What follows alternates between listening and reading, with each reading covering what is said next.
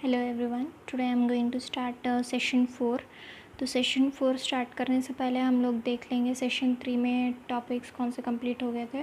Topics उसमें कितने भी डिसीज़ेस थे इन्फेक्शियस डिसीज़ में, वो पूरे कंप्लीट हो चुके हैं। तो लास्ट था फंगल डिसीज़ का और एग्जाम्पल था रिंगवॉर्म। वो होने के बाद मेजर और कंट्रोल ऑफ एयरबॉर्न डिसीज़ कैसे कंट्रोल करते हैं वो एक देख चुके थे। एंड उसके बाद लास्टली मेजर और कंट्रोल ऑफ वेक्टर डिसीज़, उनको भी कैसे कंट्रोल में लाना है हम लोगों ने देख चुका था लास्ट सेशन 3 में। ठीक है, अब सेशन 4 स्टार्ट करने से पहले हम लोग सिनॉप्सिस देख लेंगे, आज कितने टॉपिक्स कंप्लीट करने हैं बोल के। ठीक है, फर्स्ट है नॉन इन्फेक्शियस डिसीज़ में deficiency disease, degenerative disease, allergies, और उसके बाद आएगा इम्यूनिटी। एक आएगा इम्यूनिटी होने के बाद टाइप्स ऑफ इम्यूनिटीज़ होने के बाद हम लोग पढ़ेंगे इनेट इम्यूनिटी में कितने वेरियस बैरियर्स है।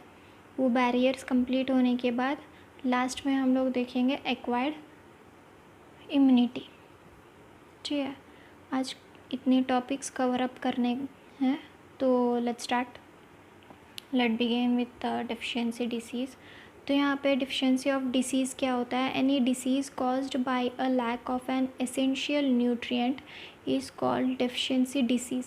तो यहाँ पे क्या हो रहा है, ये क्या है, एक तरह का डिसीज़ है जो lack of an essential nutrient की वजह से कॉज होता है।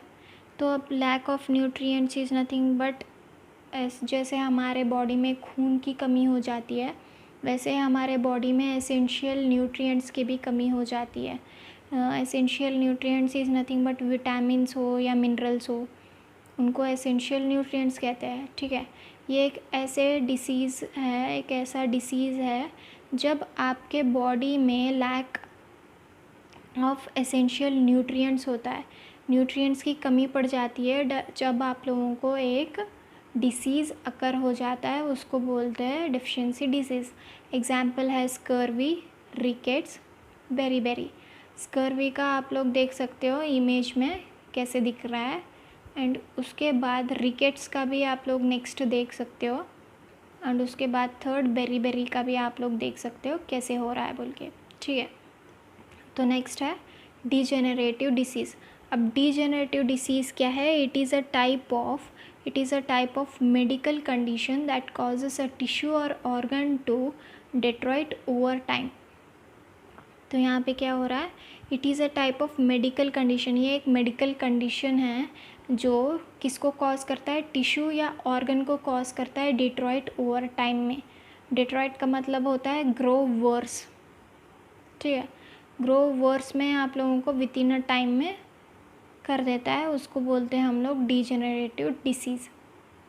तो उसके बाद नेक्स्ट है एलर्जीज़। तो allergies a condition in which the immune system reacts abnormally to a foreign substance is called allergies. तो यहाँ पे क्या हो रहा है, ये एक कंडीशन है जिसमें इम्यून सिस्टम एबनॉर्मली रिएक्ट करता है फॉरेन सब्सटेंस को, उसको बोलते हैं एलर्जीज़। तो एग्जाम्पल है डस्ट एलर्जी। ठीक है, अब सिंपल वे में समझाऊंगी आप लोगों को। Foreign substance is nothing but जो भी डस्ट पार्टिकल्स हमारे बॉडी में एंटर करेंगे, तो वहाँ पे क्या होगा, आपका जो इम्यून सिस्टम है वो एबनॉर्मली रिएक्ट करेगा, बिकॉज़ वो हमारे बॉडी का सब्सटेंस नहीं रहेगा, तो उसकी वजह से क्या करेगा, इम्यून सिस्टम एबनॉर्मली रिएक्ट करेगा, उसको बोलते हैं हम लोग एलर्जीज़ बोलते हैं। ठीक है, तो उसका एग्जाम्पल है डस्ट एलर्जी। तो नेक्स्ट देखेंगे हम लोग इम्यूनिटी। तो नेक्स्ट है immunity. What is mean by immunity? The overall ability of the body to fight against disease causing micro organisms with the help of immune system is called immunity. तो यहाँ पे क्या देख रहे हैं हम लोग, द ओवरऑल एबिलिटी, जो भी हमारी ओवरऑल एबिलिटी है बॉडी की, वो किस में लगा देता है, fight against disease causing micro organisms. जो भी हमारे बॉडी में disease causing micro organisms entry मार देते हैं, तो जितनी एबिलिटी रहती है बॉडी की वो किस में लगा देता है, फाइट में लगा देता है, उनके साथ फाइट करने में लगा देता है। तो उसके साथ साथ वो किसकी हेल्प लेता है, इम्यून सिस्टम की भी हेल्प लेता है, ठीक है, उसको हम लोग बोलते हैं इम्यूनिटी बोलते हैं। अब लास्ट में क्या कर रहे थे हम लोग, मीन्स एक एग्जांपल लूँगी। अब क्या है, आपके बॉडी में एक माइक्रो ऑर्गेनिज़म एंट्री मार गया है, एक डिसीज़ का माइक्रो ऑर्गेनिज़म है, ठीक है, वो उसके साथ, उस माइक्रो ऑर्गेनिज़म्स के साथ फाइट करने के लिए बॉडी की जितनी एबिलिटी रहती है वो उसके फाइट में लगा देता है। किसके साथ फाइट करने में लगा देता है, माइक्रो ऑर्गेनिज़म्स में। अब जितना फाइट करना है उतना फाइट करता है, उसके बाद इम्यून सिस्टम की भी हेल्प लेता है वो, तो उसको बोलते हैं हम लोग इम्यूनिटी बोलते हैं, ठीक है, इतना क्लियर हो गया। अब इम्यूनिटी में 2 टाइप्स है, फर्स्ट है इनेट इम्यूनिटी और सेकेंड है एक्वायर्ड इम्यूनिटी। इतना क्लियर हो गया। तो फर्स्ट है इनेट इम्यूनिटी और सेकेंड है एक्वायर्ड इम्यूनिटी। तो हम लोग देखेंगे what is mean bye innate immunity.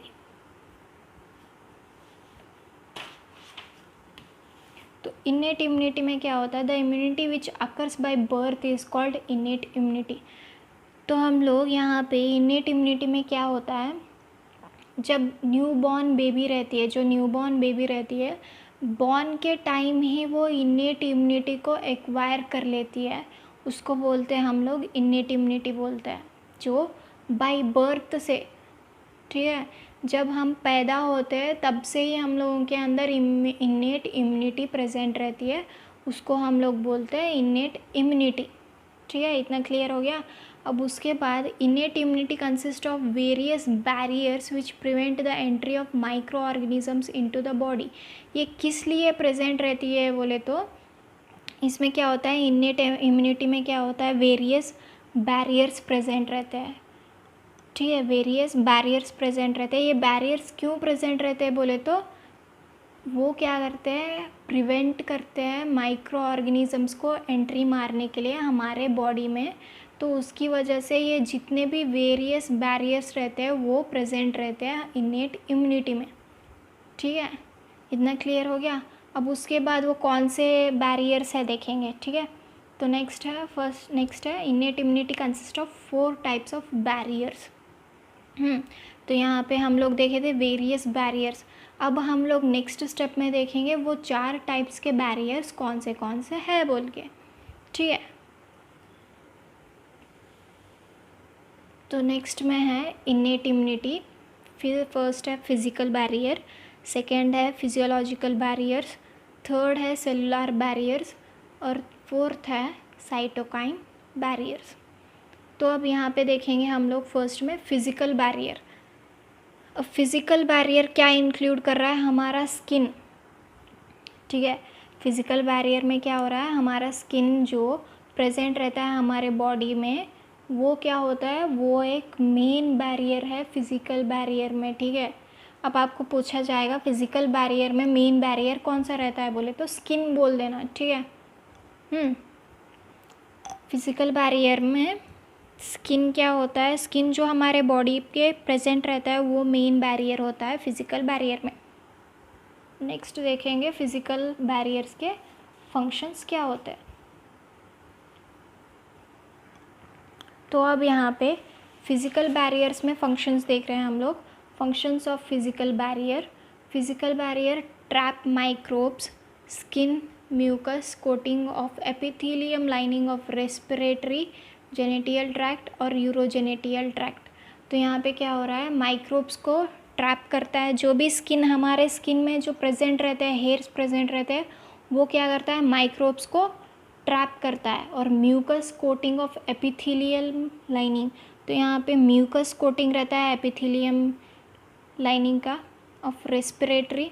तो उसके बाद जेनेटिकल ट्रैक्ट होता है एंड यूरोजेनेटियल ट्रैक्ट एक होता है, ठीक है, इतना क्लियर हो गया फिजिकल बैरियर का। तो नेक्स्ट चलेंगे हम लोग फिजियोलॉजिकल बैरियर। अब फिर देखेंगे फिजियोलॉजिकल बैरियर में क्या हो रहा है। फिजियोलॉजिकल बैरियर में this includes skin and mucus membranes which secrete certain chemicals. तो यहाँ पे क्या हो रहा है, फर्स्ट में हम लोग देखे थे फिजिकल बैरियर में सिर्फ स्किन प्रेजेंट रहता है, स्किन एक रहता है, mucus coating of epithelium lining भी रहता है, यूरोजेनेटिकल ट्रैक्ट भी रहता है, एक्सेट्रा एक्सेट्रा। तो उसके बाद नेक्स्ट में हम लोग देखे फिजियोलॉजिकल बैरियर। तो फिजियोलॉजिकल बैरियर क्या कर रहा है, ये इंक्लूड करता है स्किन को एंड म्यूकस मेम्ब्रेन्स को। ठीक है, म्यूकस मेम्ब्रेन क्या करता है, सीक्रेट सर्टेन केमिकल्स। तो स्किन का काम होता है माइक्रोब्स को ट्रैप करना, अब म्यूकस मेम्ब्रेन का काम होता है सर्टेन केमिकल्स को सीक्रेट करना। ठीक है, इतना क्लियर हो गया। अब नेक्स्ट में देखेंगे फंक्शन ऑफ फिजियोलॉजिकल बैरियर। तो फिजियोलॉजिकल बैरियर में हम लोग देखेंगे prevent microbial growth, acid in stomach, saliva, tears. तो यहाँ पे क्या हो रहा है, प्रिवेंट माइक्रोबियल ग्रोथ, जो भी माइक्रो ऑर्गेनिजम्स प्रेजेंट रहते हैं स्किन पे उनको क्या करता है, ग्रोथ को प्रिवेंट करता है। ठीक है, अब सेकेंड में क्या देख रहे हैं, एसिड इन स्टमक, जो भी एसिड रहता है, जो भी केमिकल प्रेजेंट रहते हैं वो भी क्या करते हैं, माइक्रो ऑर्गेनिजम्स को किल कर देता है। और उसके बाद सलाइवा होता है और एक टीयर्स रहता है। सलाइवा कैसे प्रोटेक्ट करता है, सलाइवा एक एग्जांपल देती हूँ आप लोगों को सलाइवा का। जब आप लोग छोटे थे तो जब गिर जाते थे तो बोलते थे कि सलाइवा लगा लो वहाँ पे कम हो जाएगा बोल के। तो सलाइवा में क्या होता है, केमिकल प्रेजेंट रहते हैं, हमारे सलाइवा में भी क्या होता है, केमिकल प्रेजेंट रहते हैं जो माइक्रो ऑर्गेनिजम्स को ग्रो करने से रोकता है। ठीक है, सलाइवा का एक क्लियर हो गया। अब नेक्स्ट आता है टीयर्स का। टीयर्स इज़ नथिंग बट आंसू, जो आँखों में से आते हैं उनको टीयर्स बोलते हैं। तो टीयर्स में क्या हो रहा है, यहाँ पे जब हम लोग सिंपल से जब आँख में कुछ गिर जाता है या कुछ सब्सटेंस डस्ट मटेरियल जो भी गिर जाता है तो वहाँ पे क्या होता है, टीयर्स आते हैं, आंसू आते हैं। उस टीयर्स में कुछ ऐसे केमिकल्स प्रेजेंट रहते हैं, वो ऐसे केमिकल्स प्रेजेंट रहते हैं जो बैक्टीरिया को किल कर देते हैं। ठीक है। अब नेक्स्ट में हम लोग देखे थे सलाइवा का भी सेम होता है। सलाइवा में भी क्या होता है, लाइजोसोम्स प्रेजेंट रहते हैं। लाइजोसोम्स होते हैं जो कि माइक्रो ऑर्गेनिजम्स को किल करता है ना। एसिड क्या होता है, एसिड अब क्या होता है, एसिड बोले तो HCl है ना। HCl भी क्या करता है, स्टमक में माइक्रो ऑर्गेनिजम्स को किल करता है। और सलाइवा में क्या होता है, लाइजोसोम्स प्रेजेंट रहते हैं जो माइक्रो ऑर्गेनिजम्स को किल करते हैं। और टीयर्स में भी कुछ ऐसे केमिकल्स प्रेजेंट रहते हैं जो वहाँ पे भी क्या करते हैं, बैक्टीरियाज को किल करते हैं। ठीक है, क्लियर हो गया फिजियोलॉजिकल बैरियर। तो नेक्स्ट में चलते हैं हम लोग सेलुलर बैरियर्स में। अब सेलुलर बैरियर में क्या हो रहा है, ये इंक्लूड करता है इम्यून सिस्टम। ठीक है, this includes immune system protects organisms from infection with layered defences of increasing specificity. तो यहाँ पे क्या हो रहा है, ये किसको इंक्लूड करता है, इम्यून सिस्टम को करता है। वो क्या करता है, इम्यून सिस्टम किसको प्रोटेक्ट करता है, ऑर्गेनिजम्स को प्रोटेक्ट करता है फ्रॉम इन्फेक्शन। ठीक है, इतना क्लियर हो गया। तो नेक्स्ट चलेंगे इनके फंक्शंस को। अब क्या हो रहा है, सेलुलर बैरियर में हम लोगों को देखने को मिलेगा PMNL, that is polymorphonuclear leukocyte, second neutrophils, third natural killer lymphocytes, fourth monocytes, fifth macrophages। तो ये जो इतने सारे देख रहे हो आप लोग वो पूरे के पूरे WBCs है। ठीक है, ये पूरे के पूरे क्या है, WBCs है। तो नेक्स्ट है हमारा साइटोकाइन बैरियर।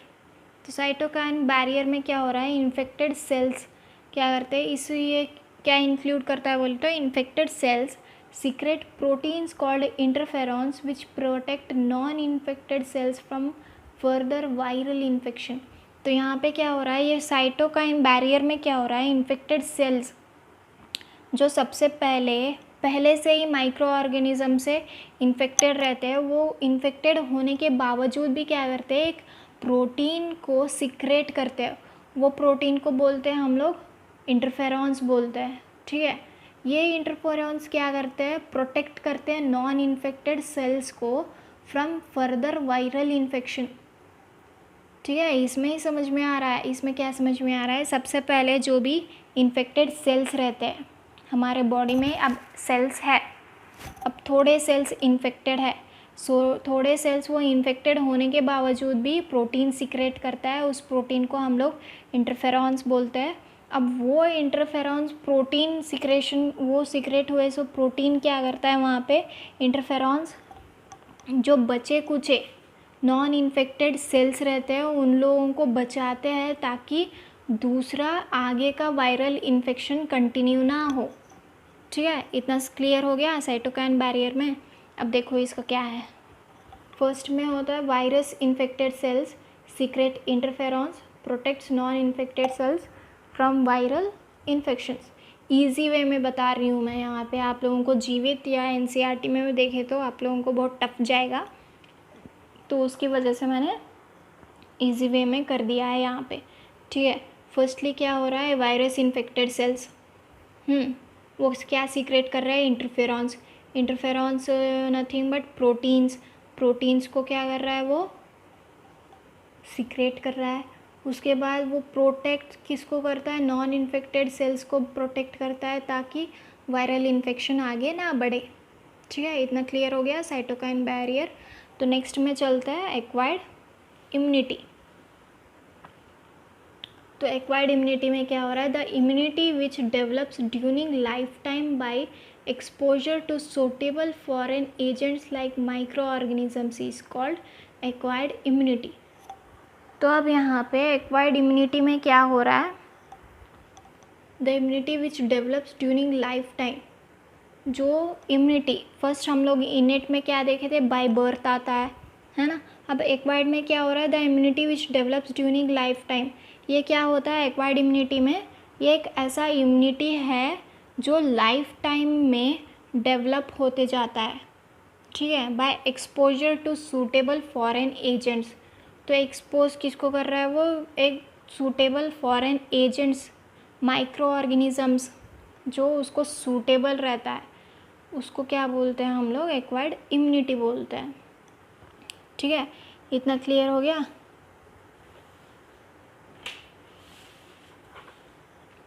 अब उसमें क्या हो रहा है, लाइफ टाइम का मतलब होता है गेन करना, लाइफ टाइम में गेन करना, उसको बोल रहे हैं हम लोग लाइफ टाइम एक्सपोजर।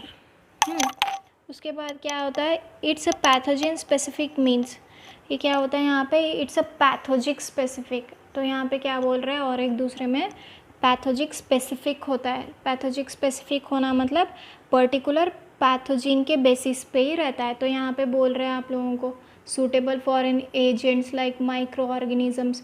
तो यहाँ पे क्या हो रहा है, ये एक स्पेसिफिक पैथोजिन रहता है जो पर्टिकुलर पैथोजिन के बेसिस पे ही रहता है। ठीक है, इतना क्लियर हो गया। और नेक्स्ट में क्या हो रहा है यहाँ पे, characterised memory it's based upon. तो यहाँ पे क्या होता है, इसमें और एक है, इसमें और एक पॉइंट है आप लोगों का, कैरेक्टराइज्ड बाय मेमोरी। तो it is based upon memory base. तो यहाँ पे हम बेस्ड अपॉन मेमोरी बोले तो वी हैव मेमोरी और नॉट, उसके ऊपर डिपेंड रहता है। तो उसमें आप लोगों को नेक्स्ट में मिलेगा प्राइमरी इम्यून रेस्पॉन्स मिलेगा। अब प्राइमरी रेस्पॉन्स में क्या हो रहा है, प्राइमरी इम्यून रेस्पॉन्स क्या है बोले तो the response produced by the body when it encounters a pathogen for the first time. तो यहाँ पे क्या हो रहा है, प्राइमरी बोले तो फर्स्ट, ठीक है, प्राइमरी बोले तो फर्स्ट जो रिस्पॉन्स देता है produced by the body when it encounters a pathogen for the first time. तो यहाँ पे क्या हो रहा है, first time encountered with pathogen, encounter करना मतलब शूट आउट करना। ठीक है, encounter is nothing but shoot out करना। तो यहाँ पे primary response means the body will be not ready to fight with pathogen. तो यहाँ पे क्या हो रहा है, फर्स्ट टाइम जब पैथोजन बॉडी में एंट्री मारेगा तो फर्स्ट टाइम वो रेडी नहीं रहता है। ठीक है, वो रेडी नहीं रहता है बिकॉज वहाँ पे क्या हो रहा है, प्राइमरी बोले तो वो फर्स्टली रहता है ना। फर्स्टली इम्यून रिस्पॉन्स में क्या हो रहा है, वो बॉडी उस पैथोजन को रेस्पॉन्स नहीं देता है, मीन्स क्या करता है वहाँ पे, it will be not ready to fight with that pathogen, that is called primary immune response. ठीक है, नेक्स्ट में आता है आप लोगों का सेकेंडरी इम्यून रिस्पॉन्स। तो सेकेंड में क्या हो रहा है, the response of the body against the same pathogen during subsequent encounter. तो वहाँ पे क्या हो रहा है, the response of the body against the same pathogen. Primary में क्या हो गया, वही पैथोजन क्या हो गया, जब एक पैथोजन क्या होता है, अब एक पैथोजन ले लेंगे हम लोग, कौन सा पैथोजन लेंगे, कॉमन कोल्ड का, राइनो वायरस। अब राइनो वायरस क्या हो रहा है, primary immune response that is in our body entry मार दिया, ठीक है। फर्स्ट टाइम जब वो एंट्री मारता है तो वहाँ पे उसको प्राइमरी इम्यून रिस्पॉन्स को पता नहीं रहता है कि वायरस कहाँ से एंट्री मार रहा है, ठीक है। वो सडनली एंट्री मारने के बाद उसको समझ में नहीं आता है कि फाइट कैसे करना है, एनकाउंटर कैसे करना है बोल के, ठीक है। ये क्लियर हो गया। अब सेकेंडरी में क्या हो रहा है, अपोजिट हो रहा है। सेकेंडरी में क्या हो रहा है, नेक्स्ट सेशन चल रहा है सेकेंडरी में। अब सेकेंडरी में आप लोग क्या हो गया, आपकी बॉडी टोटली रेडी रहती है, ठीक है। फर्स्ट टाइम कॉमन कोल्ड हो गया, तब आप लोगों का क्या है, प्राइमरी इम्यून रिस्पॉन्स रेडी नहीं था उसके साथ फाइट करने के लिए। तो वहाँ पे क्या हो गया, फर्स्ट टाइम ही वो पैथोजन जीत गया, ठीक है। बिकॉज हम लोगों को पता नहीं रहता है कि वायरस कहाँ से एंट्री मार रहा है, वो पैथोजन कहाँ से एंट्री मार रहा है, उसके क्या क्या है, मीन्स पैथोजन कैसे कॉज होता है, वो सब हम लोगों को पता नहीं रहता है प्राइमरी इम्यून रिस्पॉन्स में। वो ख़त्म होने के बाद सेकेंडरी इम्यून सिस्टम को जाओ बेटा। अब क्या हो रहा है, सेकेंडरी इम्यून रिस्पॉन्स में क्या हो रहा है, the response of the body against the same pathogen during subsequent encounter. First में कॉमन कोल्ड एंट्री हुआ था तो हम लोग रेडी नहीं थे, वो हम लोगों को क्या कर गया, कॉमन कोल्ड दे के चला गया, ठीक है। उसके बाद सेकेंडरी में क्या हो रहा है, फिर से वो कॉमन कोल्ड एंट्री मारता है तो वहाँ पे एंट्री नहीं होती है, बिकॉज़ वहाँ पे क्या हो रहा है, सेकेंडरी में क्या हो रहा है, हाईली इंटेंसिफाइड होता है, वो बहुत इफ़ेक्टिव रहता है उस टाइम। सेकेंडरी में क्या होता है, बहुत इफ़ेक्टिव रहता है, बिकॉज़ हम लोगों को पता रहता है, तब सेकेंडरी को पता रहता है कि कहाँ से वायरस एंट्री मारना है, हम लोगों को कैसे फ़ाइट करना है, वो एकदम रेडी रहता है सेकेंडरी इम्यून रिस्पॉन्स में, ठीक है। इतना क्लियर हो गया। तो आज का सेशन कंप्लीट हो गया आप लोगों का, तो पूरे टॉपिक्स कंप्लीट हो गए। I hope you understood. And अगर कोई डाउट है तो you can ask me without any hesitations. So